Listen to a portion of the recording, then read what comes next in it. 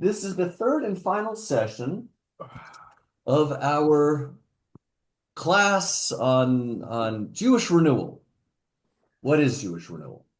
So, and we've had three illustrious guests. Our third is they just, each is more illustrious than the one before. We started out with Rabbi David Zaslow, a longtime renewal rabbi, and then Rabbi Victor Gross, and tonight we have Rabbi Diane Elliott. She's involved in many initiatives, long history of the renewal movement, which I hope you'll share with us.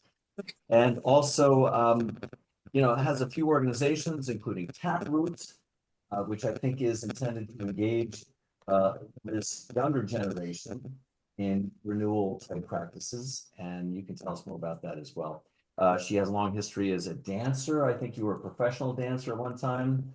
So somatic therapies and all kinds of modalities for healing and renewal. So greetings, Diane. Glad you're with us tonight. Can you bring that monitor closer so we can actually see the... Well, although if I do, and then they won't be able to see us, even Greg is not in the picture. Oh, I'm good now. Okay. But you know what? I'll put it on speaker view, so when she's talking, you'll see. Oh, okay. Good. Oh, great. Yeah. Okay. Can you, did I miss you? Did you? Just a little bit of an introduction. Oh, but like who else is on the, I can't see who's on this. Yeah, who else is on this. it is hard to see, but Okay. I'll give you a list we later. did do that. Okay. Greetings, Nico. Okay. So let's see. I want to begin with just a couple of words, and then I'll turn it over to Diane. What is my goal for teaching this, having this gathering? And I think maybe we'll go around and so everyone can know each other briefly, but I guess I'll start by saying I'm Rabbi Moshe, and my reason for being here tonight and for doing this three-part course is because I would like CJC to have a really deeply spiritual, what I would call an operating system. Now I know Reb Zalman used to use technical language like that all the time. I'm going to switch back to because I think Nico was the last one to join us, so we're kind of stuck on that. Here we go. And in terms of by an operating system, I mean a fundamental philosophy that informs our relationships and the nature of our community. And for me, as a deeply spiritual person, it's important to me that it has some spiritual roots, some spiritual basis. I think as a Jewish community, I think just by nature of it being Jewish, it has very deep spiritual roots. But of all the different lineages within Judaism, I'd say Neo-Hasidism is, to me, the most promising. We had a class on Neo-Hasidism, so some of you are familiar with that. But it comes forth out of the life and teachings of the Baal Shem Tov from the 18th century. But he just brought together and synthesized Kabbalistic teachings that go back eons before his time. So it draws on a long history of Jewish mysticism, Kabbalah, and spirituality that goes back perhaps thousands of years. I believe that we can be what you might call a conscious community. Mm-hmm. This is the book by Andrea Cohen Keener about how we can live in community with spirituality as the basis for how we relate to one another, recognizing that not everyone is spiritually inclined, but that it's there in the background. It is also, I believe that CJC is already becoming so. One might even say it's always been so. We have some really great things in place for families, for community, for lifelong learning, and for spirituality. I'm most interested in developing our spirituality chavurah that includes music, and I hope that we can go on field trips and plan Shabbat gatherings and holiday celebrations, and learn to have a really beautiful, functional community that is conducive to people having what you might call a spiritual awakening. And I think that's entirely possible. And so I'd like to hear, maybe if you could all go around and say your name and say if you resonate with that idea, or if you have any other questions or comments about Jewish renewal. We'll keep it just really brief. Let's start here in person, just so we know who's who. Greg, are you willing? Sure, I'm Greg. I'm from Pacifica. I've been coming around for about 6 months and little by little feeling my consciousness opening and learning all the time. I feel like a kid again. Thank you. I'm Philip. I've been with CJC for a long time and seen it go through a lot of transitions. I've gone through a lot of transitions myself. Certainly it's been very interesting studying Neo-Hasidism for me. And I'm very interested and have actively been going deeper into Jewish spirituality. I never thought of Judaism as a very spiritual religion, actually. And so, and none of the practices really moved me spiritually, except the one that I'm going deeper into now, which is blowing the shofar. And so that's really got me interested and excited. And I've just finished reading Bert Jacobson's book, which I think is a great book, a very good suggestion from Moshe. So, I'm interested to see where this goes, and I'll certainly support it and see how I can help move it forward. Thank you. Excuse me, I'm Vaughn, and I've also been a member of CJC for a long time. And the idea of Jewish renewal has appealed to me for a while, but I wasn't sure what it was, but it seemed like it might be like some of the experiences that I had when I was younger, or even at CJC once in a while. And I'm reading Aryeh's book, and Holy Beggars? Holy Beggars, which I finally got when I asked for it for Hanukkah. Finally, my daughter finally gave it to me. So that's tuning me into some of what this is about. That's great. Thank you. I'm Hillary. I'm from Half Moon Bay. I'm a newer member of CJC in the past few months. Prior to this course, I had little to no past experience with Jewish renewal, so I'm just excited to learn more. I'm Paulette Eisen, and I'm very, very similar to Philip in terms of I'm connecting more with my Jewish roots.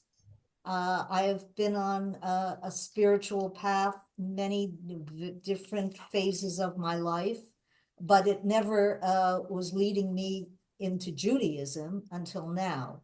And so this is my sort of new exploration in really connecting my background with what I've been seeking. Beautiful.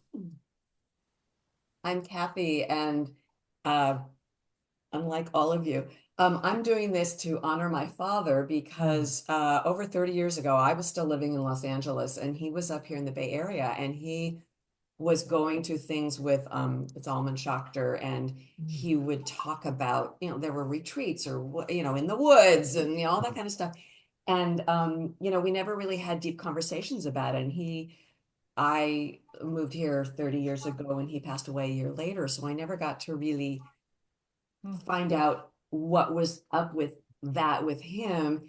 And I always said that, when a couple years later, when I discovered CJC, he would have loved this community. So when I saw that you were doing this, I thought, well, I can do this and get a sense of what really sparked my father. Wow. Great.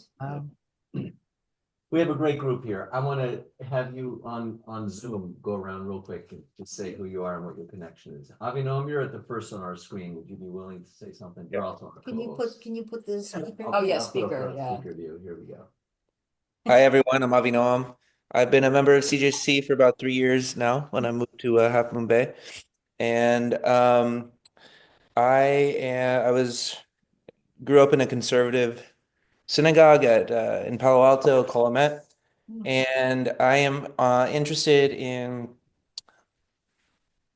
I'm interested in learning more about the rich spiritual tradition that Judaism has, but also very interested to just learn new ideas in general and how they relate to living a more Jewish life. So that's my interest. Thank you. Let's see. I've also got Wendy and Aryeh.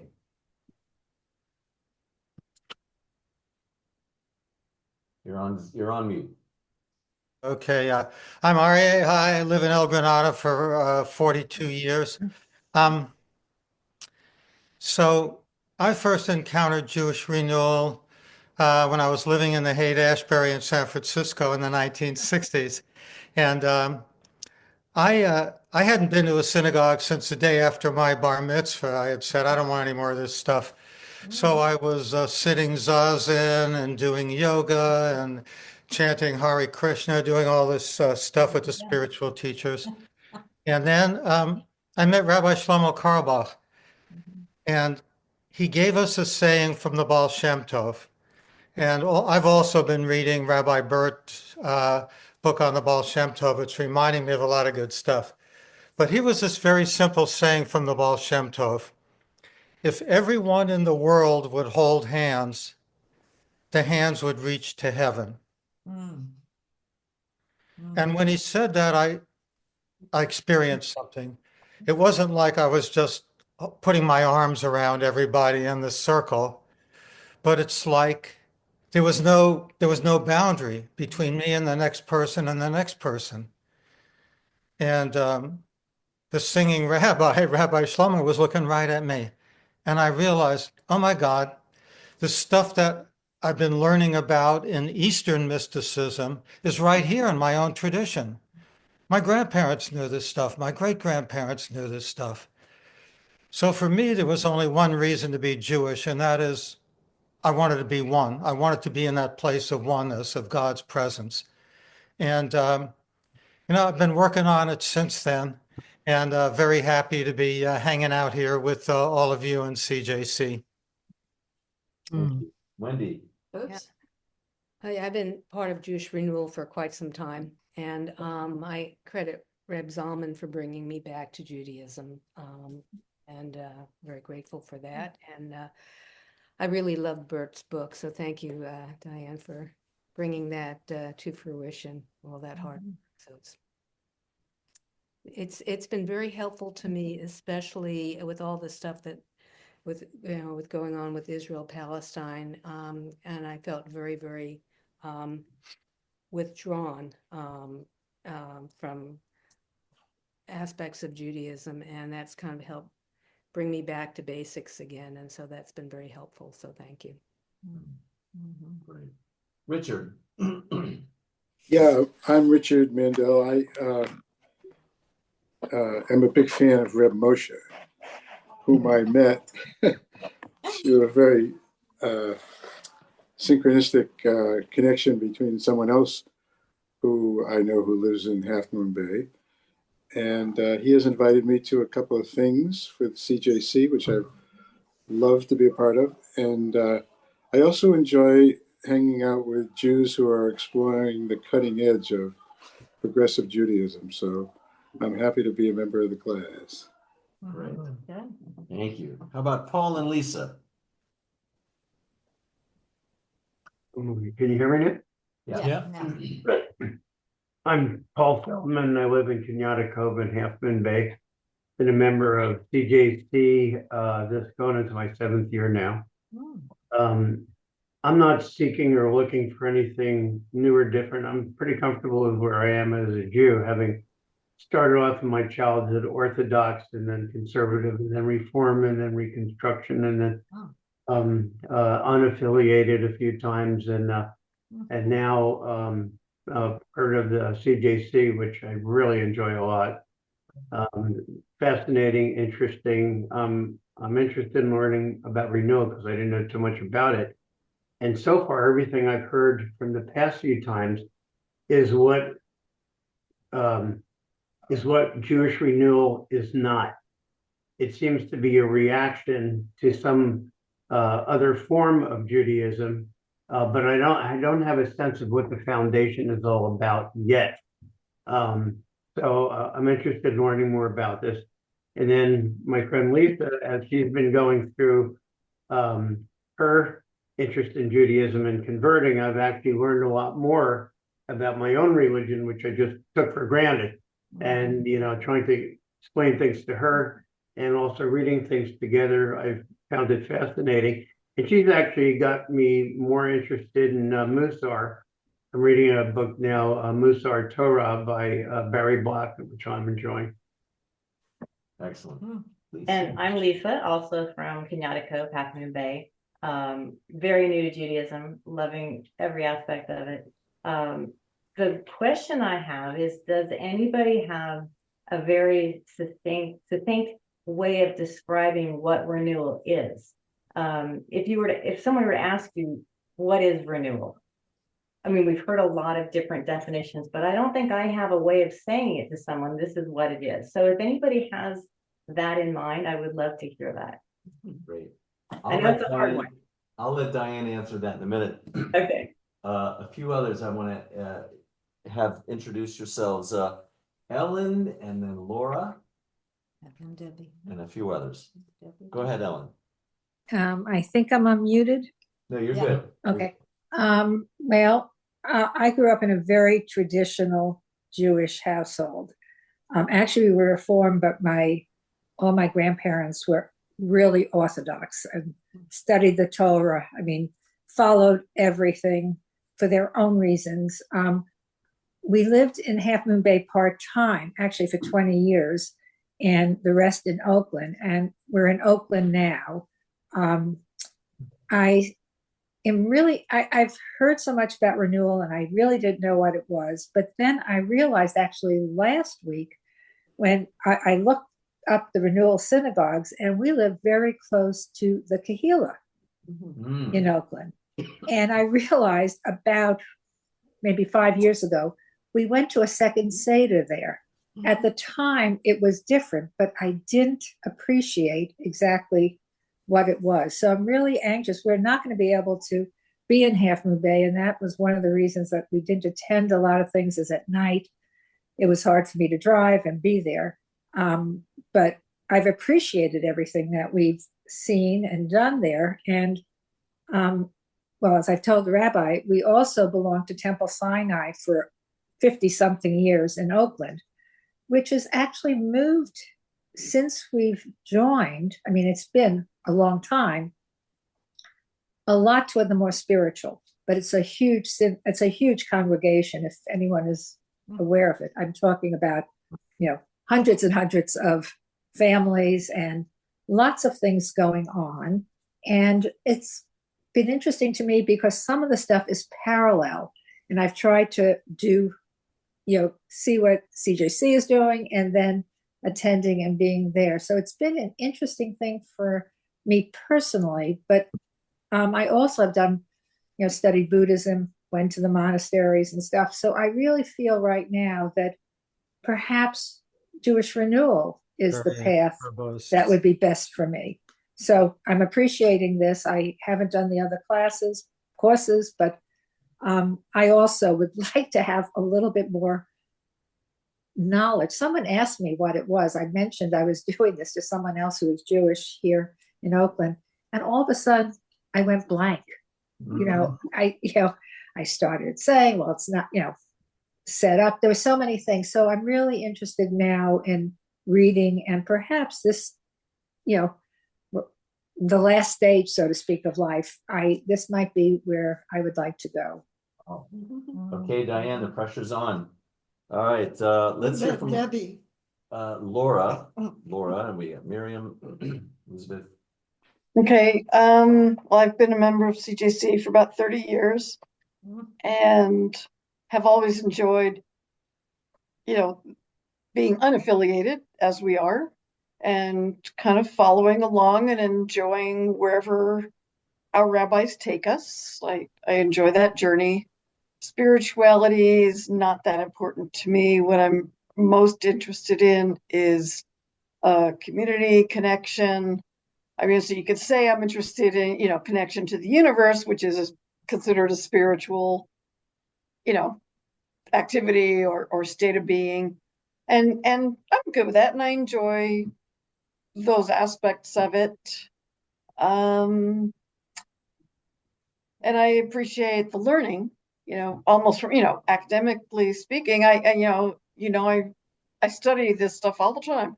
And so this is good to study renewal and how to develop a better understanding of what renewal is. So thank you. Fantastic. Thank you. Miriam and then Elizabeth.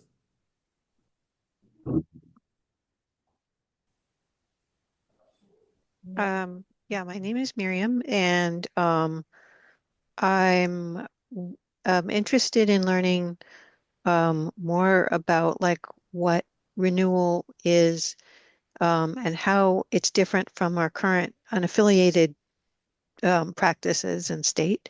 Because it seems like we already do a lot of the same stuff. So I'm wondering like what the difference is there, like how would it be different? And I guess that's my main question really.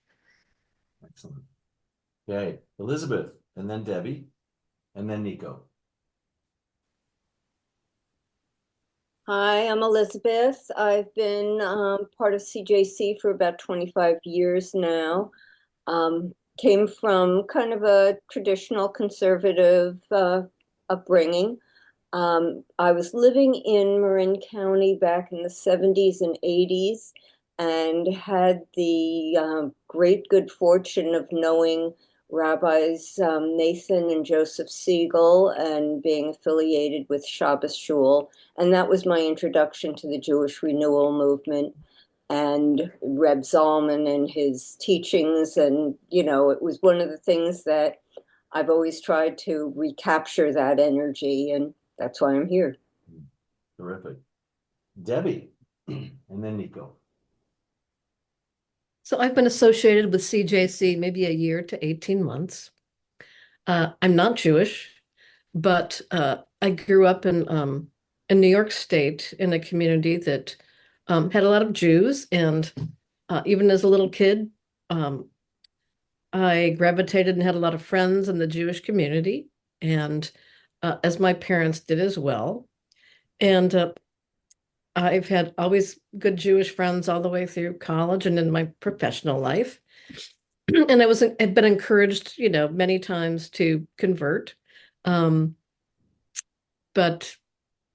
my professional life, family life, I got kind of distracted by everything. And as I've gotten older and into retirement, I've been craving, spiritual connection and have gravitated naturally to Judaism, with which I'm, very familiar and have a lot of connections to.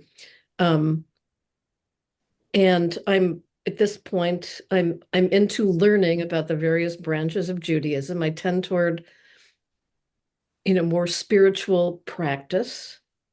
That's what I feel I need in my life. I recently finished reading Heschel's The Philosophy of Judaism and really resonated with that, and looking forward to reading Bert Jacobson and others. But I find that I like this Kosai Jewish community. I feel welcomed, and I feel supported in my quest to convert. And I look forward to more associations with all of you, and I'm grateful to have this community here available to me where I live here in Half Moon Bay. So thank you. Thank you for sharing all that, Debbie. And Nico. Hi, I'm Nico Din. Nico. I wish I was as articulate like everybody else, but I'm not. And I'm in Half Moon Bay, part-time. San Carlos, the other part. Today I had a very heavy work day, farming, so I was debating if I'm gonna be up for a conversation, but here I am. I'm not part of CJC yet. I had the pleasure to meet Rabbi Moshe about a year ago. And at that time, I was very, ever since, prior to that, very interested in Judaism as a whole. So I had very good experiences throughout my life. People helping me from your community, and I'm attracted. I have a 10-year-old kid. How to raise him right, what to learn. So I'm like a sponge and open canvas. So I'm learning. Fantastic. Glad to have you with us. Thank you. Okay, so Diane, we have quite a community here. It's wonderful, and we're all open and eager to learn about your path, your journey, and what you can share with us about Jewish renewal. Hopefully, people come away with a good understanding of what that is. Whoa. Well, I'll do my best to share some of what I've experienced, and I would say that's probably the first word that I would want to bring that characterizes Jewish renewal is experiential Judaism, experiential Jewish practice, and I hope I'll be able to expand on that for you so you'll have a little clearer understanding of what I might mean by that and what others might mean by that. But I thought I would start with a song. So I'm going to share my screen with some words to a song, and it means that in order for us to sing together, we have to all mute our screens and we won't be able to hear each other. But I'm hoping that you will join me, and I think probably we have to mute them. Well, you just muted yourself. Yeah, that's I did nothing, but I don't know okay. how that happened. We'll mute ourselves. Okay. And I'm going to share the words on the screen here. Okay. Whoops. Why isn't that giving me a full screen? It did when I tried it on my own.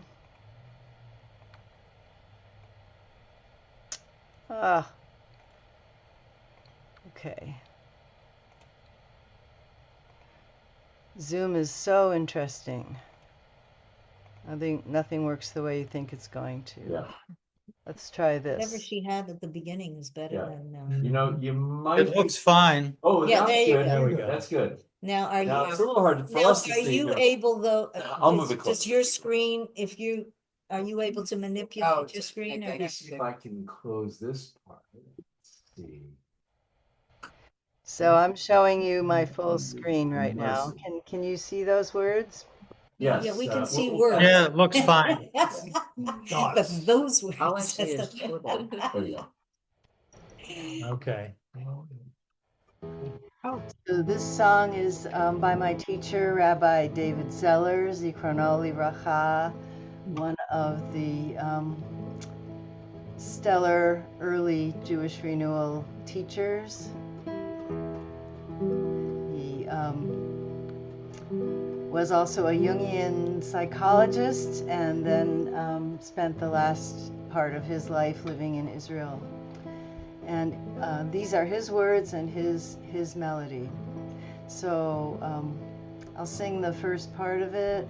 We'll sing it, and hopefully you'll join in. And my wonderful singing teacher, the cantorial soloist David Harris, who was my teacher when I lived in Minneapolis some years ago, always used to tell me that when we sing, first of all, we're activating our souls.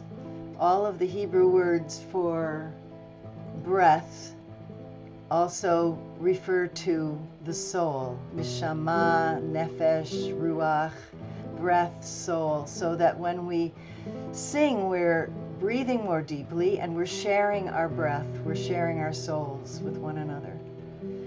So I invite you to try it. You can hum along. If singing's not your thing, you can sing really quietly, but see if you can join me. And the first part is really easy.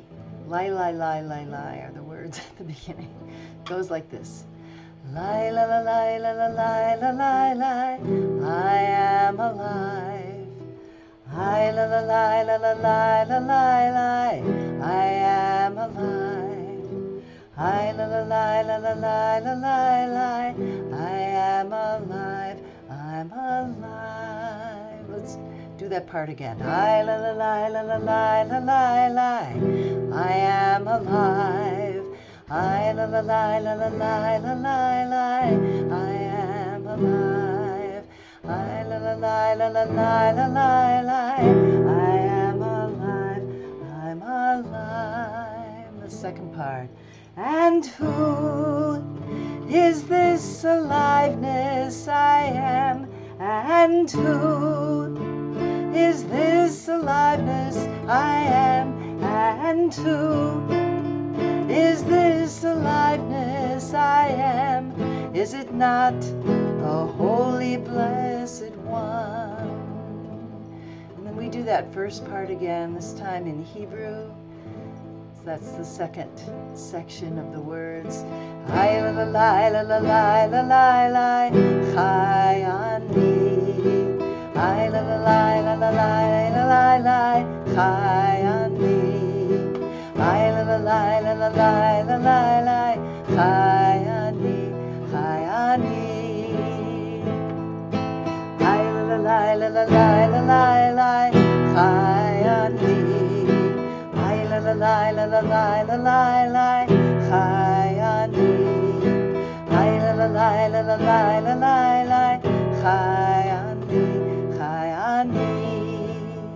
Umi izeh chayut ani sheli.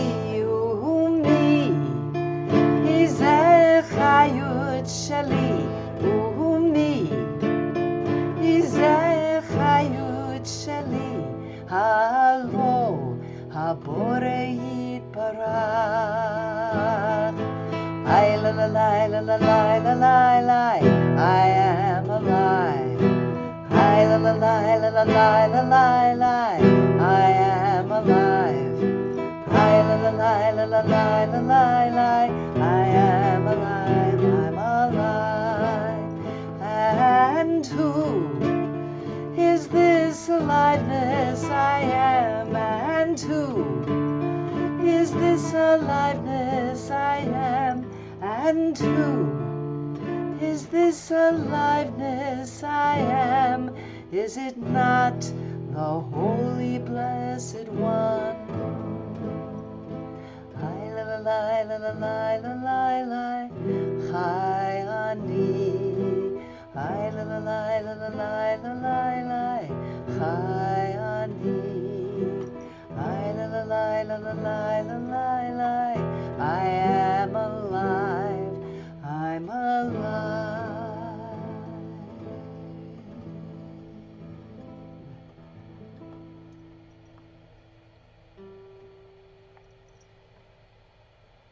That was great.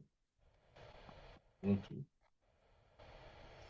So that's another thing I would say. Jewish Renewal is about an alive Judaism, a Judaism that is, as Reb Zalman used to say, backward compatible, very much concerned and interested in the legacy of our tradition, the legacies, the multiple legacies of our tradition, and yet forward-looking at the same time.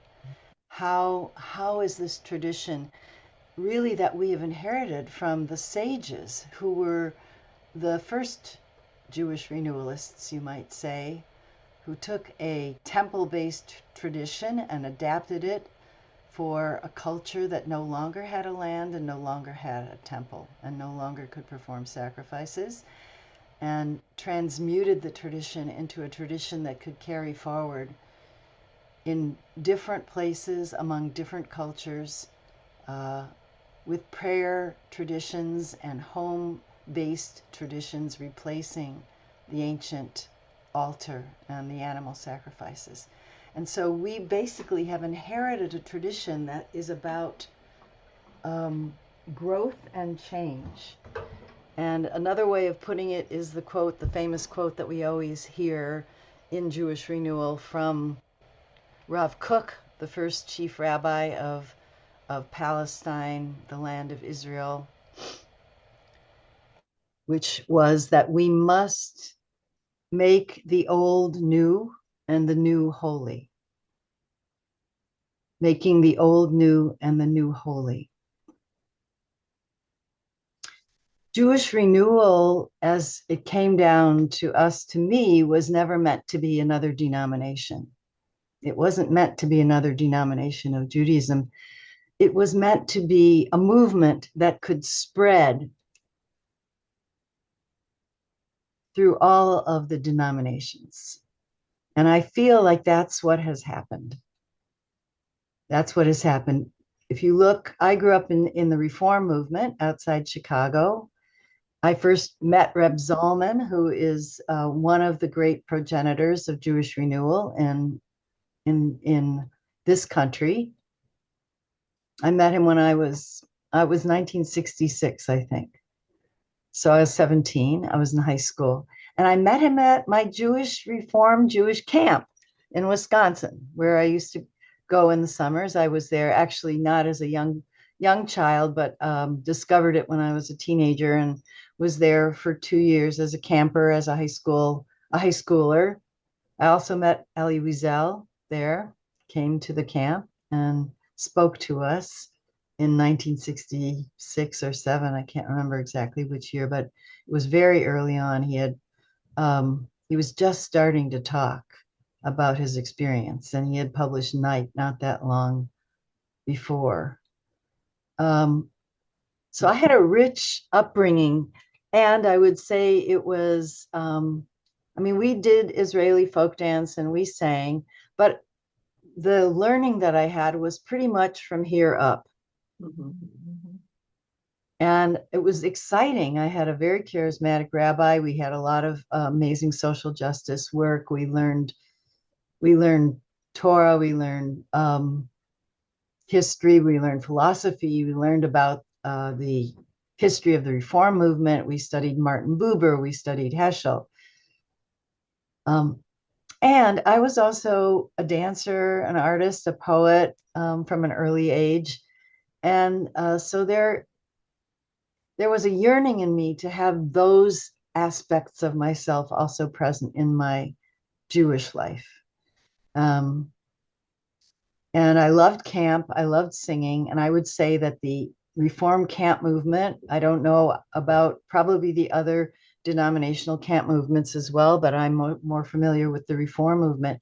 That was also a hotbed of what became Jewish renewal, because we were singing and there was new music and we were dancing and we were water skiing and we were playing sports and we were involving our whole selves more. We were praying outdoors in an outdoor chapel.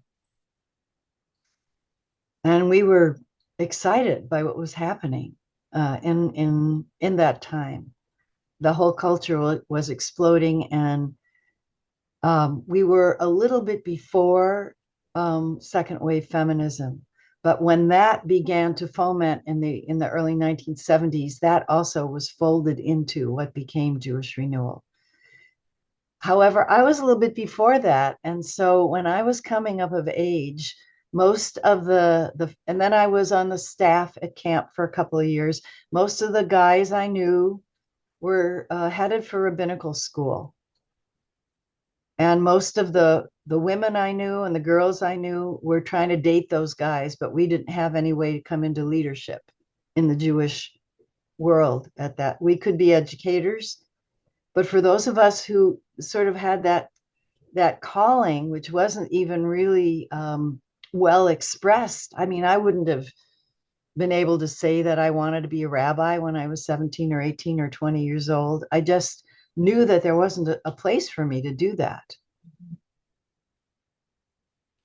So I eventually I spent the summer in Israel, and I was even kind of more put off in some ways. I loved the land and the country in the sense of that ancientness and the vibrations that you could feel, and the light, climbing Masada and walking through Jerusalem and praying at the wall, just bursting into tears, having the experiences of being where the ancestors were. but it was also a very masculine culture. It was 2 years after the 67 war. There were soldiers everywhere. And there was no way for a woman to be really a full member of the community, much less a leader at that time. When I came back, I really turned toward my artistic life, and that became my religion for many years.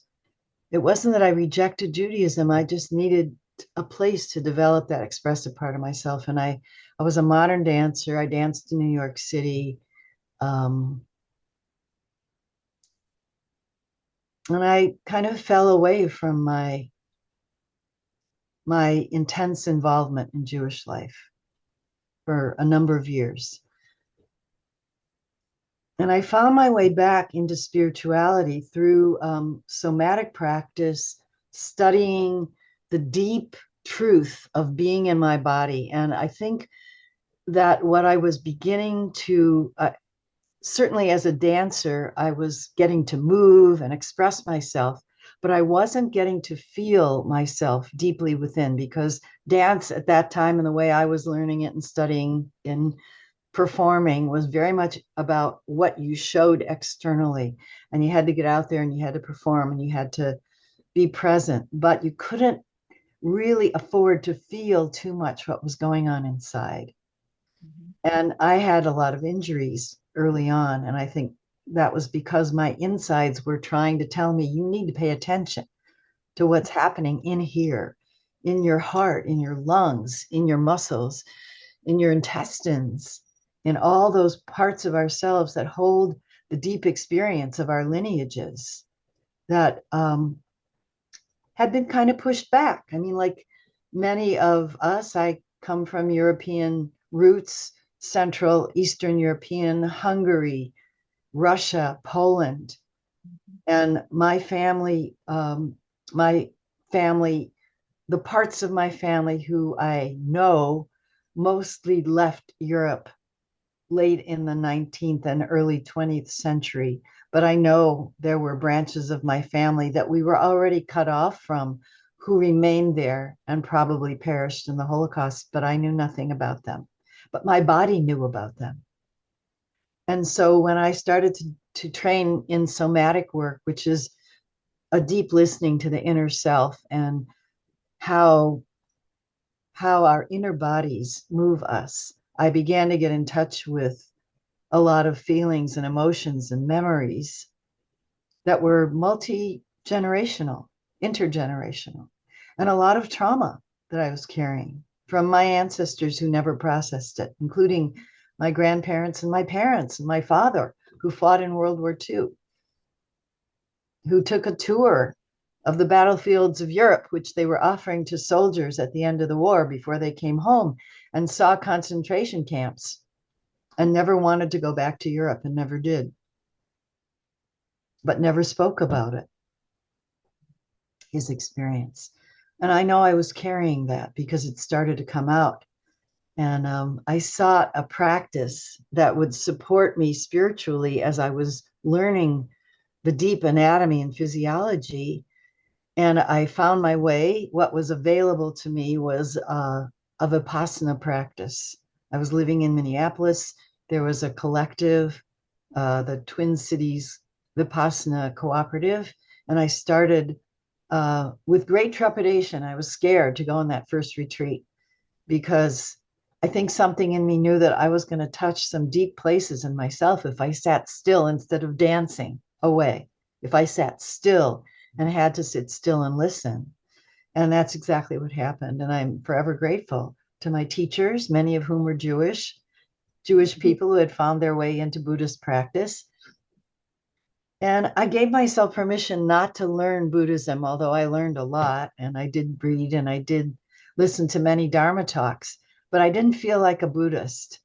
I felt like somebody who was really entering this practice, and gradually the practice brought me back to my Jewish roots. So when I was in my 40s, I stumbled back into Judaism through the doorway of a Jewish Renewal Havurah in Minneapolis, St. Paul. And it was just, it wasn't like I had rejected Judaism. I had a bunch of friends. We were all meditating, doing Buddhist meditation, and then we would get together and have our Passover Seders together. And I'd find my way to high holiday services somewhere where a friend of mine might be singing, might be the cantorial soloist, but I wasn't inside. And that particular year, it was 1994, the fall of 94, and a friend of mine who was the daughter of a Holocaust survivor and a fellow meditator, she said, "Oh, I heard about this community that's doing it's a Havurah, and they're going to do Simchat Torah. Do you want to go with me?" So I said, "Sure." So we went over to, it was in the downstairs fellowship room of the Friends Meeting House in St. Paul, where the group was holding their Shabbat services in this Friends Meeting House, and in the downstairs. And we walked in, and there was a klezmer band in the corner, and there were people dancing with the Torahs. And the whole time that I was growing up and quite involved in Judaism, I had never touched or gotten close to a Torah. And the particular synagogue that I was in, my rabbi had decided that he didn't want to be involved in the whole bar and bat mitzvah scene, which where I grew up, suburban Chicago, had evolved into, big parties for kids with chocolate fountains. It was kind of like a wedding. And he didn't want to do that. So we were confirmed. We studied diligently and deeply, but we did not learn Hebrew. I did not learn Hebrew. And I didn't get close to a Torah. The Torah was up there with the rabbi, and he would chant a few lines of it on Friday night because it was a Reform synagogue. He would chant. He wouldn't chant. He didn't chant. He actually didn't know how to chant. He read, and then he translated a few lines of the Torah every week at Friday night services. So there I was. Somebody gave me a Torah and said, "Here, you can dance with this." And the music was playing in the corner. And then we unrolled the whole Torah around the room, which was something that Reb Zalman used to do and other folks. And we unrolled the whole Torah, and you got to hold a piece of it, and somebody would come around and point out a section that you were holding that maybe was a section of Torah that you might want to pay special attention to that year and study and receive. And I was hooked. I was hooked back in. I was still meditating, but I was also going to Shabbat services at the Havurah. And one thing led to another, and I found teachers, and I began to find teachers that I resonated with, teachers who had also spent years meditating. And maybe my teacher, David Wolflake, Zichrono Livracha, grew up in Chabad, and he was ordained in Chabad, and then he left Chabad and spent 5 years in a Zendo in Ithaca, New York, and then he hitchhiked out to the West Coast and became involved with the Aquarian Minyan, which was the community in Berkeley that I eventually ended up serving after I was ordained. So that's a little bit of a compressed story of my. So what is Jewish Renewal? I'll pause there before I go further and see if there's if you want to comment or breathe with me or ask a question or bring some, yeah. Well, I want to say that I was wondering that question, and there's a pretty succinct definition on the web page, on the Aleph website. I can read that, but I really wanted to know beyond that, what is Jewish Renewal? And so I went to that conference. And you're right, the word experience is really essential. And it's funny, I asked a bunch of people there, and every person I asked, I got a different answer. So, anyone else here, or do you want to go ahead and try? Arya has his hands up. Okay. Yeah, amen. I want to build on something you were saying, Rabbi Diane, when you were quoting Rav Kook. And I've shared this before. This is what I heard from Reb Zalman when I was writing my book. And I said, Reb Zalman, what is Jewish renewal? And he said, Jewish renewal is we learned Torah, what our ancestors did with their technology, and then we transpose it into our operating system of today, of today's culture. And it's about transforming consciousness. How did our ancestors transform consciousness? The bulls, the rams, the stuff they brought on the altar. And how do we effect that same transformation of opening ourselves to God's presence today? We learn how they did it, and then we get creative to how we're going to do it. That's Jewish renewal. That's what he told me. Thank you. Yeah. Thank you. Is Wendy going to add something?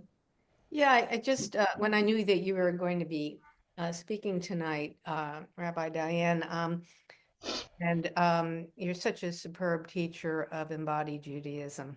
And so I was going to ask you a little bit about that, and I realized you already have done that with teaching David Zeller's song, and also I was going to ask you about music and singing as part of Jewish renewal. All these are a part of Jewish renewal aspects of it, and you've already done that. But if there's anything else you wanted to elaborate on that, those are just ways that you really bring so much to all of us. And also, you are a superb ritual maker. I just wanted to also say that how you bring in a ritual, that's also part of Jewish renewal. Yeah, thank you, Wendy. Thanks. I will say a little bit about it, and I also want to teach one more practice before we end. That we'll have the option of combining movement and a Hasidic niggin. But I kind of want to keep building on. Yes, if you ask, ask 10 Jews what anything is, you'll get 10 different answers. Certainly about Jewish renewal. But I brought a chart that might be helpful, and we'll just glance at it, but then, you can have it if it's something maybe you want to study more carefully and unpack in the community. And maybe you've seen this, but I'm going to share my screen again.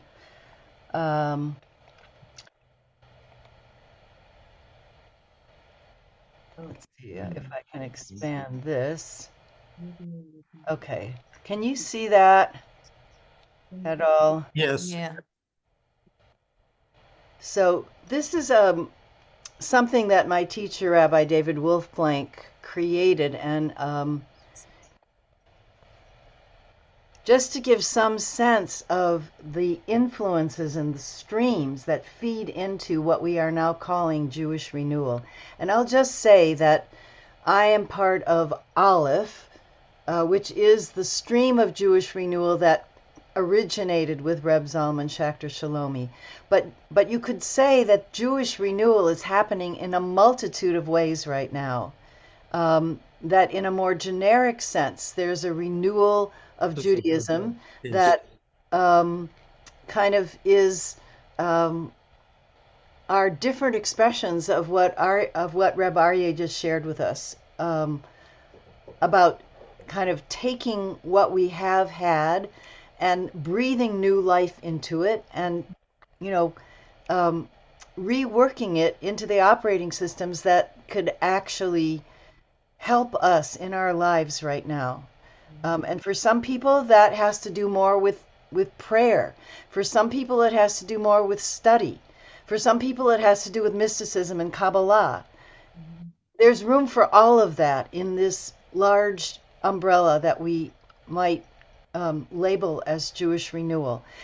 And I would just say that there is so you can see the arrows at the top are coming from nowhere, but that's because there should be a whole nother page on top of this that takes us all the way back to the earliest mystics of the rabbinic sages who were also the Merkava mystics of their time, and they were doing these very intense meditations to climb through the seven heavens and arrive at the throne of God. And you can go back to the earliest mystical texts we have that really are part of the roots of Jewish renewal now. This particular sheet starts with the expulsion from Spain, which Reb David called the Spanish Exodus, which seems a little bit kinder than expulsion and exile. But that, moved a lot of Jews out of Spain, out of that synergy that was happening in Spain with Muslim and Arabic culture, which was an amazing synergy and sharing of poetry and cultural kind of diffusion of Islamic mysticism, Jewish mysticism, Kabbalah coming out of that, the Zohar, the kind of most famous and core text of Kabbalah, and that feeds into the mystics and the Kabbalists that ended up in Sfat, in the land of Israel, Palestine, and then diffusing into Central Europe. And so kind of traces all of these various influences where we kind of take our root here in Aleph Jewish renewal is Hasidism. It says 19th century here, but it should say 18th century. Hasidism of the 18th century, the Hasidic movement that was catalyzed by the Baal Shem Tov. And some of you are already reading Rabbi Bert's book. He has two books, really. A small book, which might be a good place to start, called This Precious Moment, which is a very small book, but really lays out some of the core teachings in a wonderfully accessible way of the Baal Shem Tov, which is the root of this 18th century Hasidism. And then his big book, which really is a much more in-depth look at Hasidism and the Baal Shem Tov as a world wisdom teacher comparable to other world wisdom teachers, the Buddha and Jesus, who really took and synthesized, as I think Reb Moshe said earlier, a lot of the earlier mystical teachings and revolutionized the way prayer could happen, democratized Judaism so that learning and erudition was not necessarily a requirement for being a deep, pious Jewish practitioner, that the heart, the spirit, the presence, and the unification, the sense that one could unite with the divine through any daily activity, as well as through prayer and through study. At the same time, what Bert brings out in his book is that the Baal Shem was not simply all about joy and dancing and singing, but really was also training a core group of disciples who then became the future generations of Hasidic teachers to be tzaddikim, that is, rebbes, people whose presence and whose deep intuition could help others to rise up and to find that connection with the divine. And then as you see it moving down through Reform, the State of Israel, Reconstructionism, Jewish feminism, all of these different streams. And we can't really underestimate the influence of the horror of mid-20th century. Because if you look back through the thousands of years of Jewish history, you can notice that after each great cataclysm, upheaval, exile, within about 50 years or so, there's a big surge of Jewish mysticism. Different forms of Jewish mysticism arise. And so Jewish renewal is really, I would say, the surge of mystical and spiritual energy that got liberated as we recovered from the Holocaust, as a way of healing ourselves from the Holocaust. Think about the old Rebbe and Zalman and Shlomo in 1949. Say that again, Aryeh. I'm sorry, I didn't mean to have my mic on. But what you were just saying after the Holocaust, I was thinking about how Reb Zalman and Reb Shlomo in 1949 met with the Lubavitcher Rebbe, with the sixth Lubavitcher Rebbe. And he was saying to them that the Holocaust destroyed our bodies. And these were people who had left Europe, who had managed to come to the US, right? And he said, the Holocaust destroyed our bodies, but America, with its materialism, can destroy our souls. So he says to these two young 25-year-old rabbis, Rabbi Shlomo and Rabbi Zalman, he basically kicked them out of Brooklyn. And he said, you guys got to go to the college campuses and find the young Jewish people and connect them with their souls. Mm-hmm. And Shlomo asked him, well, what do you want us to tell them? And he said, God will put the words in your mouth. Mm. So in a way, what you were saying is really what they have said, that after the Holocaust, they were sent out to find younger generations and give them a way at this time in America to start reconnecting themselves. Yeah. Yeah. And what happened, obviously, in the Hasidic movement is these were Orthodox practitioners, and within very few generations, a couple of generations, the radical teachings of the Baal Shem had been kind of tamped down and put back into a much more rigid observance. So that's more what we see when we think about Hasidism and Hasidim today. But what Jewish renewal did here was to go back to the root with the Baal Shem and to rediscover the living waters of that particular integration. And to bring that back, as Aryeh just said, at a time when people were, especially young people, were so hungry for some kind of soul nourishment. And it was exploding all over college campuses. Young people were protesting the war in Vietnam. There were, anti-racism protests happening across the country. So everything was kind of exploding, and people were hungry for some kind of spiritual nourishment, which, of course, for the Baal Shem included Torah, they were Orthodox practitioners. The Baal Shem was an Orthodox practitioner. I wanted to maybe read you just a little bit from this book of Reb Zalman's, Jewish with Feeling, and then just tell you about two of the projects that I've been involved with, because all of the different creative people that have come up through what is now called the Jewish Renewal Movement, or Aleph, we've all taken it in different directions and brought our piece, our particular chelek, our portion, and there's been space. That's why I think, for me, I couldn't come into leadership until there was room to bring my gift and have it be celebrated instead of, try to put in a box. But I just wanted to see if I could read you a little bit. Let's see if I can find what I had marked here. Tell us what page you're reading from. Yeah.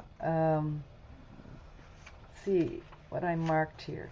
So this is just the very beginning, the introduction of Jewish with Feeling. Let's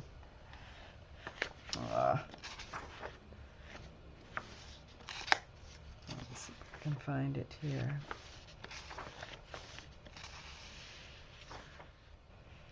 Yeah. So I'm on page 4, and this is from the first chapter, which the title of the chapter is "Oi, what a word," which is referring to God. But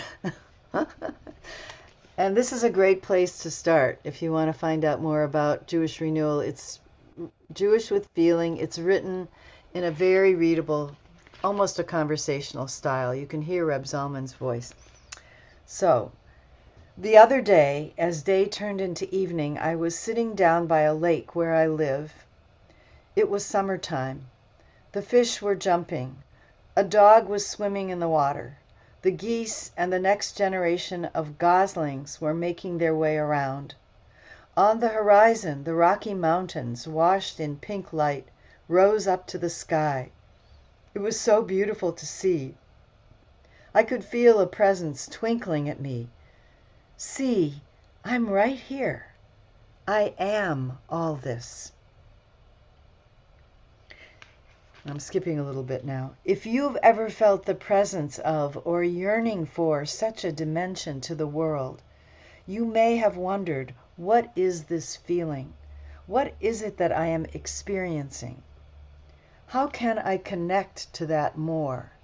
How can I bring more beauty and connection and clarity into my daily life? And you may have wondered too, isn't such clarity and connection what religion is supposed to be about? Then why do I feel it so rarely in so-called, quote, religious settings? These questions are at the heart of the spiritual searches of so many in our time, and they are beautiful questions. For such wondrous or painful experiences are the very stuff of religion. They were the seeds from which all religions grew, the nutrients that sustained and renewed them over time. They are still what religions should be about. The problem is that our ancient faiths have become over-verbalized and under-experienced. We talk too much and feel too little.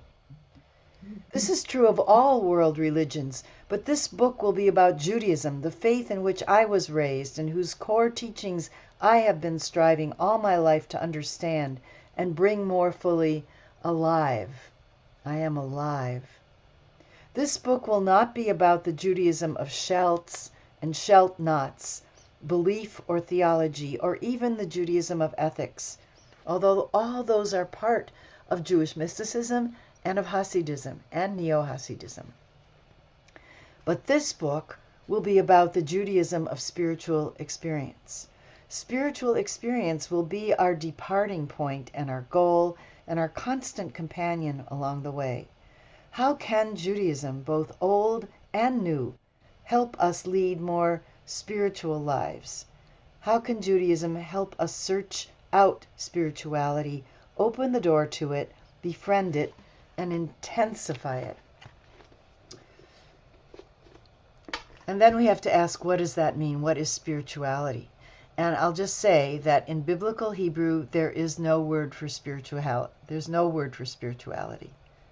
There's no word for it. They didn't need a word because they just assumed that if you were in a body, you were a spirit. So it was about how do we live a life, an embodied life that connects us and brings through this cosmic energy that sources us. And for the Baal Shem Tov, his chidush, his take on it was that everything that we can perceive is divine presence. Everything that we interact with in our embodied lives is some form of the divine presence. How do we acknowledge that? What does it do to the way we live when we know that?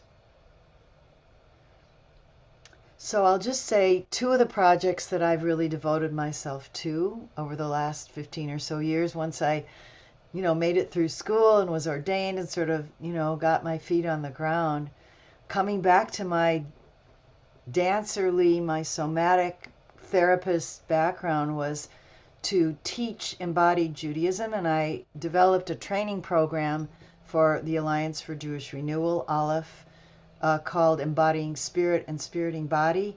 We trained 3 cohorts of folks, and the program involved 4 residential retreats, 4 week-long retreats spread over 18 months or 2 years, embodying prayer, embodying Torah, embodying Kabbalah or mysticism, and embodying the life cycle.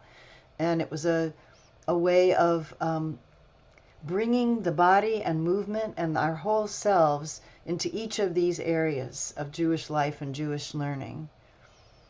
And the program went on a kind of hiatus during COVID. We continue to meet with alumni on Zoom, and this spring we are having our first in-person retreat again, and this retreat will be called Dancing with the Baal Shem Tov, and we'll be working with some of the core teachings of the Baal Shem.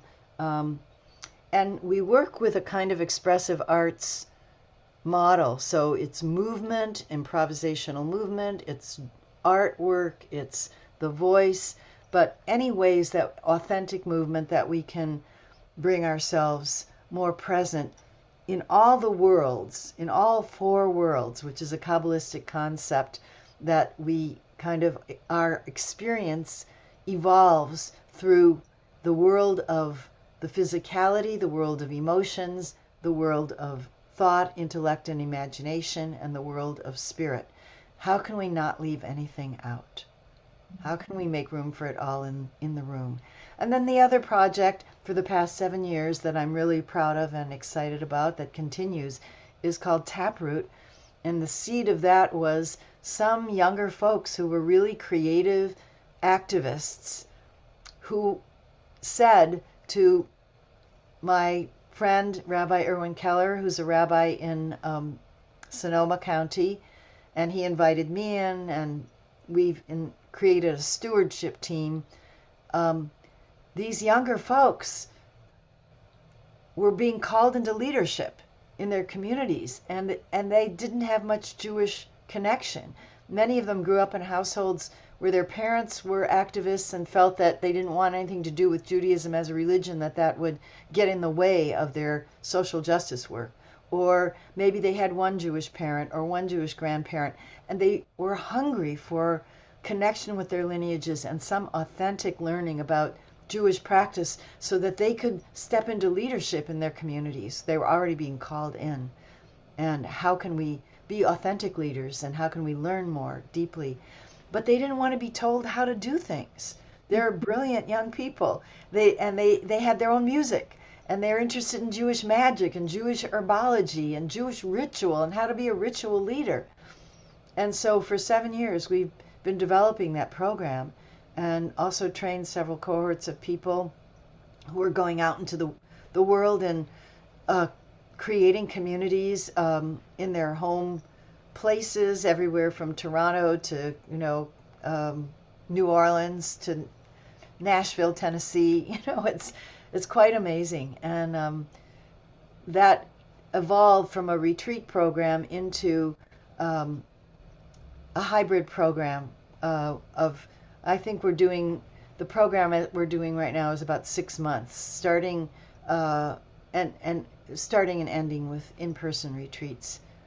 So there's so much creativity happening, and I'm really so delighted to be able to be part of it. And we don't have much time left to do any conversing, but Well, it's great, and I think we do. I think if anyone needs to leave, they are free to. But I think what you've shared with us has been so wonderful. I wouldn't mind going another 10 minutes if you have more to share.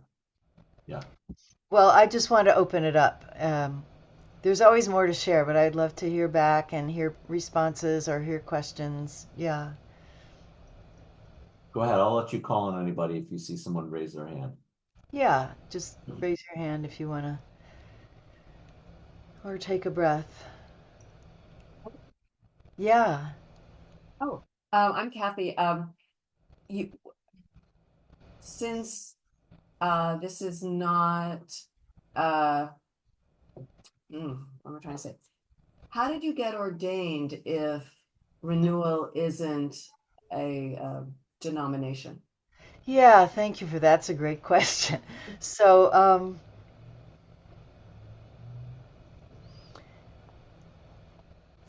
Renewal right now is kind of riding on the edge of what it is, but one of the strongest parts of what we're doing right now is an ordination program, and it's been going for maybe 25 years, 20 years, and that program ordains rabbis, cantors, rabbinic pastors, and spiritual directors. But I actually went to another seminary in Los Angeles called the Academy for Jewish Religion, which was just being formed as a West Coast branch of an East Coast Academy for Jewish Religion that's been going about 50, 60, 70 years now, I think, a trans-denominational seminary. However, I always felt identified with Jewish Renewal, but the Renewal program at that point was mostly an online program, and I really needed a classroom situation. And so I felt fortunate that I was in the right place at the right time to be part of the Academy for Jewish Religion. And I did a 6-year training with a full rabbinic curriculum. So, and people who are in Jewish Renewal have been ordained all sorts of places. There are Reconstructionist rabbis who consider themselves part of Renewal, rabbis who have a double ordination, some from the Reconstructionist Rabbinical College, plus being ordained by Reb Zalman or Aleph. One of my colleagues was ordained both at the Academy for Jewish Religion and in Aleph. There are Orthodox rabbis who are coming into Renewal and Reform rabbis. So, yeah, lots of different pathways. You thinking about it? It's only 5 or 6 years. Sure. Great question. Thank you. Anything else that's, yeah, at the end of the table there?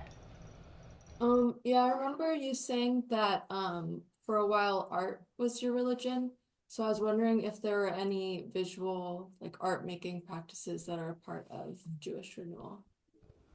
Yes, lots of, well, there are lots of people doing amazing ritual art, and there are some ritual artists who consider themselves part of Renewal, and some are Kabbalistic folks.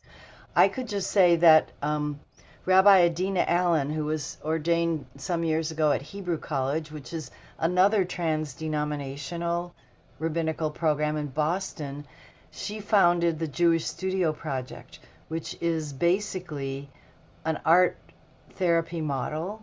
And she also just published a wonderful book called The Place of All Possibility that describes this process that she has evolved for doing text study and Jewish learning with visual art. And for me, the art that I went into most strongly was dance and choreography and improvisational movement. But in our programs, we always have lots of art supplies, and oftentimes we do processing first through movement and then maybe through drawing, and so it's similar to Rabbi Adina's model, but she's really developed that practice. So if you're interested in that, I would check out her book, The Place of All Possibility, and she's a wonderful teacher also. And they do have a physical space in Berkeley, but they also do online programs. Okay, great. Thank you. Can you tell us more about how you involved and incorporated movement in your practice? Because I haven't seen much of that, and I'd like to hear more about that. Yeah, I mean, some people do something called sacred dance, and that's not exactly what I'm doing or interested in at this point. But what I do is a variety of things. When I can teach in a environment with people who really are comfortable and wanting to move, then we might explore Torah passages in movement. We will do a whole prayer service with movement, and some of the movement might be sequences that I teach, and maybe to close today, I'll just teach you a very simple sequence, a practice to show you how that might work. But oftentimes we also just open the space with an intention, a kavanah, and then move freely with that kavanah, with that intention. So it runs the whole gamut, and we have done wonderful services at our retreats, a Shabbat service, and we've done this on Taproot too, where we divide the service into sort of big chunks, and different people lead different sections, and we just in movement. So somebody might give a movement exercise for the morning blessings, or we might actually do a little movement practice for the Baruch Atah Adonai Eloheinu Melech Haolam, and then open it up for people to insert the blessing that they want to do, and everyone might move with them. So we and when I'm in a situation where most people are sitting down and it's not that comfortable to move freely, I might just give a little embodied intention for the Shema. Like I might suggest that we put one hand on the heart and one hand on the head, and then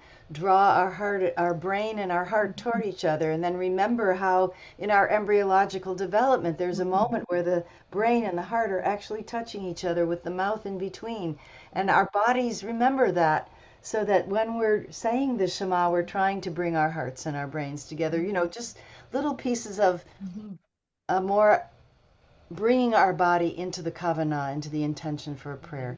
So it runs the gamut from very simple things where you don't even have to get up from your seat, to full body movement where in a retreat we might do a whole service where we're dancing our way through the whole thing. So. Wow, I love that. That's And great. did you see that Wendy and Aryeh?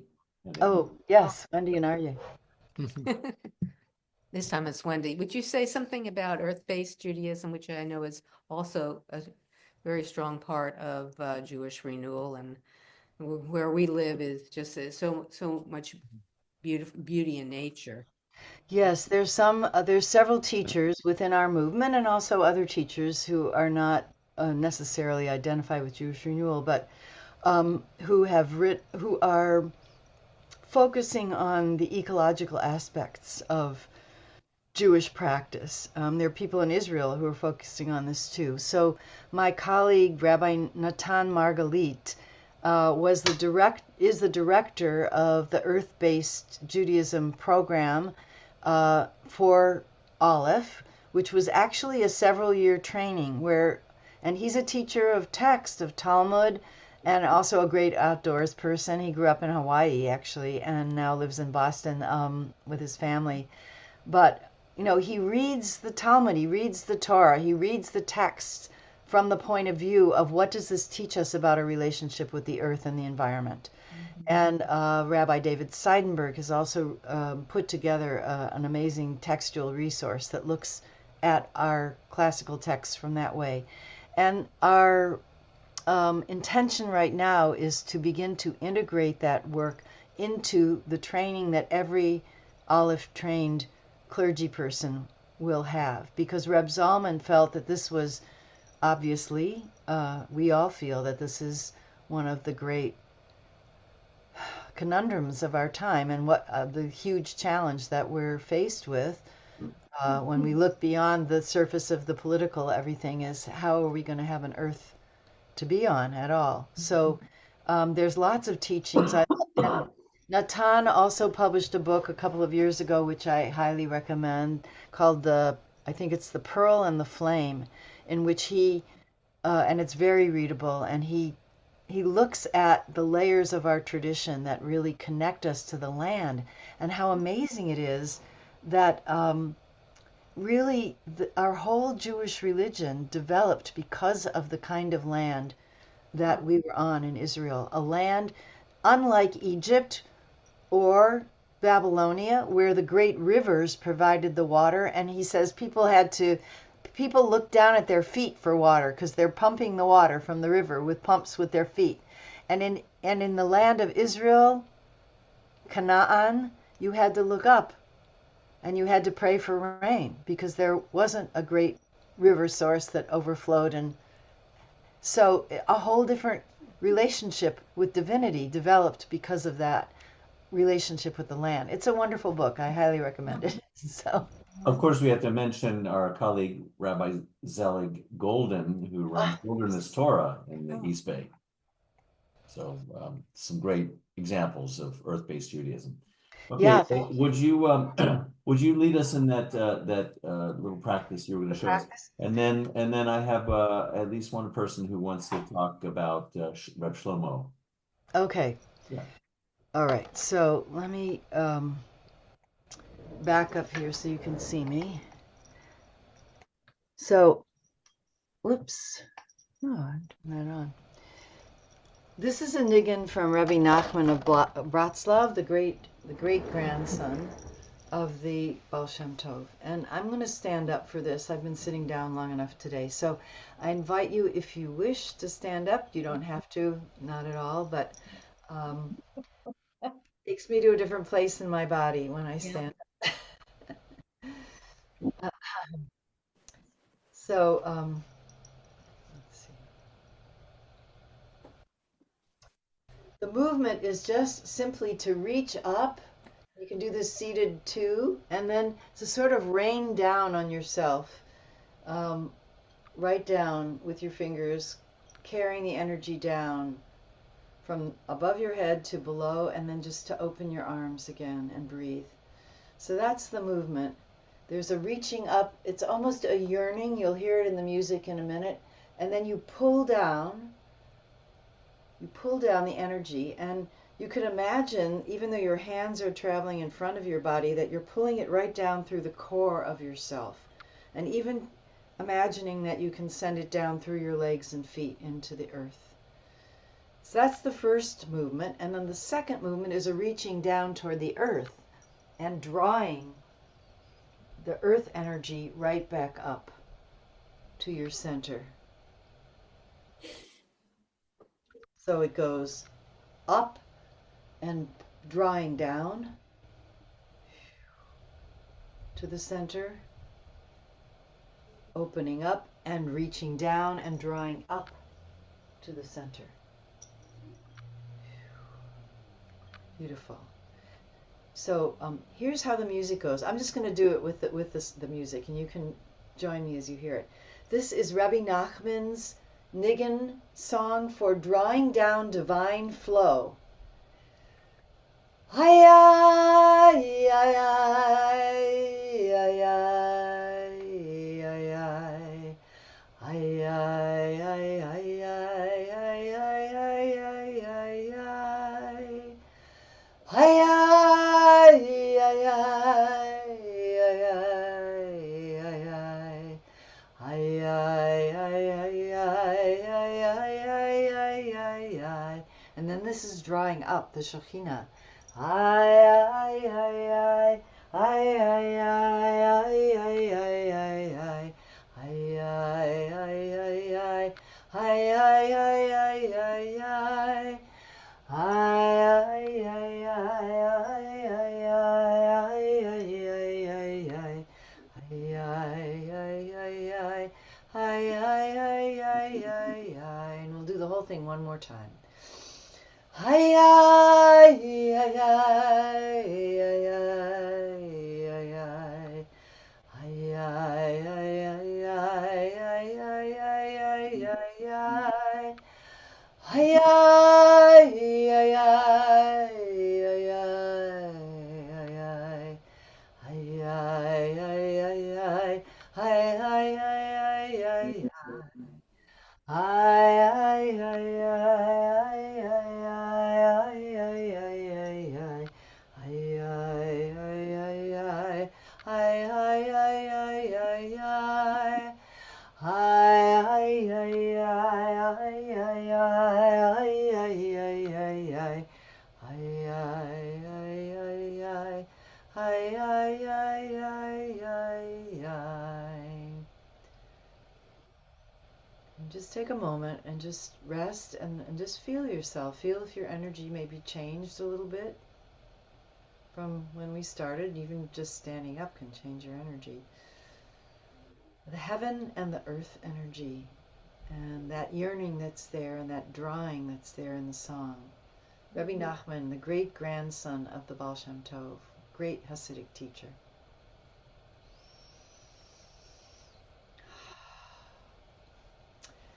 And just want to close this by saying that my teacher, Rabbi David Wolfling, used to say that when you've finished praying, when you've gone through a whole prayer service, you should feel like you've just had a great bodywork session.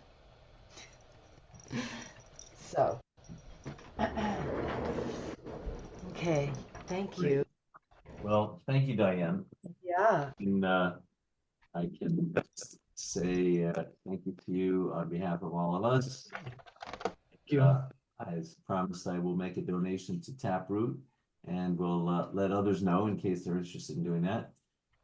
Stay in touch, email me if you have any questions. We're going to stay on for a few more minutes, if you don't mind, Diane.